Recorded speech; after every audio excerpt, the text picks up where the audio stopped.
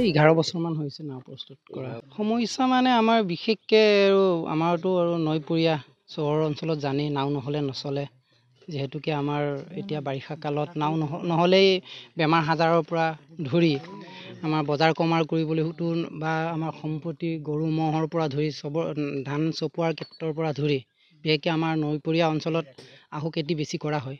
আহু খেতি কৰিবলৈ হ'লে নাও নহ'লে আমাৰ ডাঙৰি বা দাৱনীক তাত কেনেকৈ থ'ব? গতিকে নাওটো আমাক অত্যন্ত প্ৰয়োজন। আৰু নাও নহ'লে মেইনটো হ'ল মাজুলীৰ আমাৰ নৈপৰীয়া কাষৰীয়া অঞ্চলৰ কাৰণে নাওটোৱে প্ৰধান আৰু আমাৰ প্ৰধান যাতায়াত। আৰু এইখন আমাৰ এসপ্তাহমান হৈছে, সেইখন বিক্ৰীৰ কাৰণে কৰিছোঁ। দাম এইটো 40-45ৰ ভিতৰত হ'ব। আৰু অৰ্ডাৰ কেনেকুৱা পাইছে?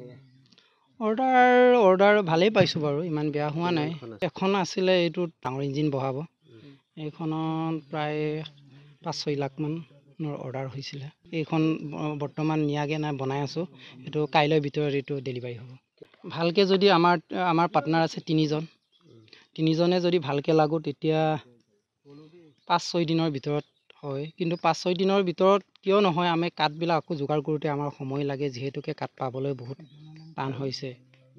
আৰু তেনেকৈ চিনিয়ৰ মানে মিচিয়ৰ কাঠ বিশেষকৈ কাঠটো বহুত পালেও মিচিয়ৰ কাঠটো হ'লে ৰিক্সি হয়।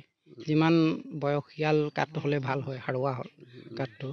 মানে কুমলীয়া কাঠটো লগালে মানে ইমান ৰিক্সি নহয়, পটককৈ মানে ফুচি যায়গৈ। ফেব্ৰুৱাৰী মাৰ্চৰ পৰা আমাৰ ষ্টাৰ্ট হয় আৰু প্ৰায় লাষ্টলৈ জুলাই মাহলৈ আৰু বাদ বাকী আমাৰ তেতিয়া কামটো বন্ধ হৈ যায়। আৰু এইটো এসপ্তাহমান হৈছে। এতিয়া খেতি ছিজন হৈছে যে সোনকালে বনাব নোৱাৰিলোঁ। কঠীয়া চঠীয়া পাৰিবলগীয়া হ'ল, সেইকাৰণে লেট হ'ল।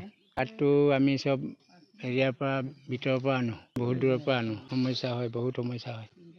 সেইকাৰণে এতিয়া নাও বনোৱা অলপ হেৰিয়ে হৈছে, আমাৰ লেট হৈছে। কাঠ আনিবলগীয়া হৈছে, আকৌ ইফালে যাবলগীয়া হৈছে।